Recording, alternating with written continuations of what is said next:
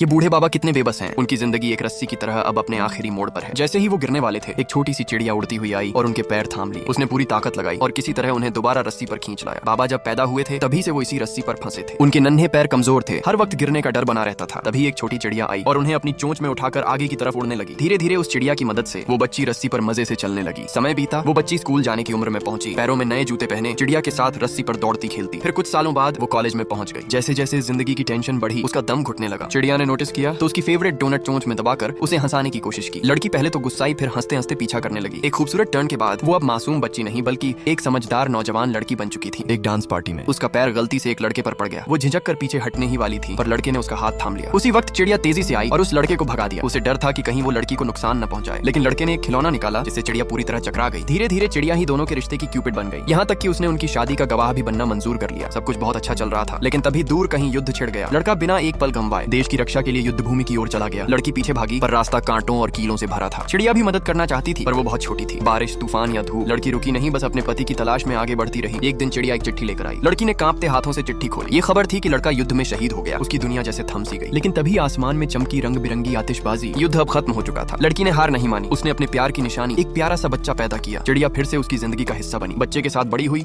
उसे संभाला, उसे चलना सिखाया। सालों बीत गए। वो लड़की अब एक दादी माँ बन चुकी थी। और फिर एक बार उसकी जिंदगी की रस्सी आखिरी मोड़ पर आ पहुंची। वो गिरने ही वाली थी कि वही चिड़िया फिर से आ गई। उसके पैरों को थाम कर उसे रस्सी पर वापस खींच लाई। वो चुपचाप उसके साथ चलती रही, बर्फ से भरी रस्सी को साफ करती हुई, जैसे पहले किया करती थी। बहुत देर तक चलने के बाद वो उस जगह पहुंची जहाँ पहली बार उन्होंने एक दूसरे को देखा था। लेकिन जब चिड़िया पलटी तो पाया कि दादी अब वहाँ नहीं थी। वो रस्सी से आगे बढ़ चुकी थी।